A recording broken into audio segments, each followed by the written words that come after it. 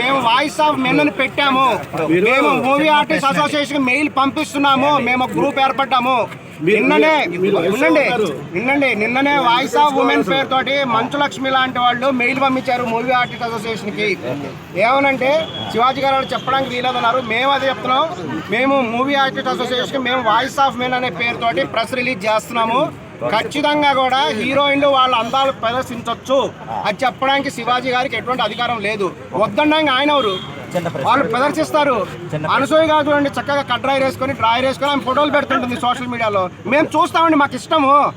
మాకు ఇష్టాన్ని వద్దడానికి ఆయనకే అధికారం ఉంది. చిన్న ప్రశ్న, ఇప్పుడు అదే వేషధారణతో మా ఇంట్లో మా కుటుంబ సభ్యులు ఎవరన్నా ఇలా విప్పు తిరుగుతున్నారు అనుకోండి, నేను చాలా ఖండిస్తాను. మీకు అధికారం ఉంది, మీ ఇంట్లో మీరు చెప్పుకోండి. మీరేం చేస్తారు? శివాజీ గారికి చెప్పుకోండి, వాళ్ళ ఇంట్లో చెప్పుకోమనండి. చుట్టుపక్కల డ్రెస్సులు వేసుకున్న తర్వాత ముసలోళ్ళు కూడా కమిటీ అయిపోయి చిన్న పిల్లలు కూడా రేపు చేస్తున్నారు. దానికి అనేక కారణాలు ఉంటాయి. మరి వాళ్ళు కాపాడుకోవాలి. వాళ్ళకి తగ్గ తగ్గ జాగ్రత్తలు వాళ్ళు తీసుకుంటారు. మేము హీరోయిన్ అభిమానులము. మేము హీరోయిన్ అందాలు చూడాలనుకుంటున్నాం.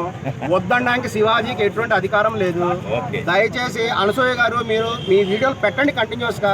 మంచు లక్ష్మి గారు కూడా బ్రహ్మాండంగా ఆమె వీడియోలు పెడుతుంటుంది, ఇక్కడ దాకా వేసుకొని బాగా తిరుగుతుంటది. అందుకే మంచు లక్ష్మి అనసూయ ఎందుకు రెస్పాండ్ అయ్యారు, వేరే వాళ్ళు ఎందుకు రెస్పాండ్ కావాలంటే అనసూయ గారి వీడియోలు చూడండి. ఆమె జాకెట్ కూడా వేసుకోదు, బ్రా వేసుకొని తిరుగుతుంటది అనసూయ గారు.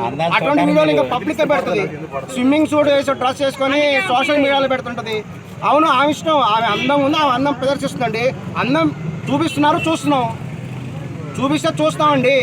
మేము బలవంతంగా నువ్వు అలా బట్టలు ఇప్పు చూపిస్తాను అనట్లేదు కదా. ఆమె చూపిస్తుంది, మేము చూస్తాం. మాకు హక్కు ఉంది. అది ఆమె హీరోయిన్ కాబట్టి, ఆ ఫీల్డ్లో ఉంది కాబట్టి, గ్లామర్ ఫీల్డ్లో ఉంది కాబట్టి, సినిమా ఫీల్డ్. అవును, అందం అనేది ఒక్కొక్కళ్ళకి ఒక్కొక్క రకం ఉంటుంది. కేవలం చీర కట్టుకుంటే కొంతమంది అందంగా ఉంటారు, కొంతమంది చీర కట్టుకుంటే చండాలంగా ఉంటారు. వాళ్ళు ఇంకో రకమైన డ్రెస్ వేసుకుంటారా బాగుంటారు. సో ఒక్కొక్కళ్ళు ఒక్కొక్క రకం ఉంటుంది. ఆయన రష్మిక గురించి చెప్పారు. రష్మిక గారు ముందు సినిమాలో ఆయన చూడలేదా? ఆమె ఇలా పెట్టి ఆమె సినిమాలో ఏముంది? ఆమె చూపించిన సామాన్ ఇంకెవరు కూడా చూపించలా.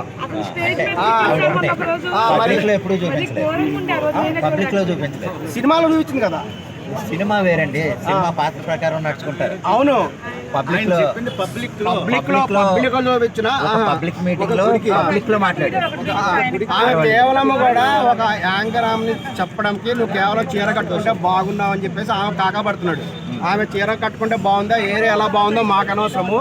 మేము అడుగు శివాజీ గారికి తీవ్రంగా కూడా చెప్తున్నామండి. మీరు హీరోయిన్లు అందాలు చూపొద్దు అని చెప్పే అధికారం మీకు లేదు. హీరోయిన్లు అందాలు చూపాల్సిందే.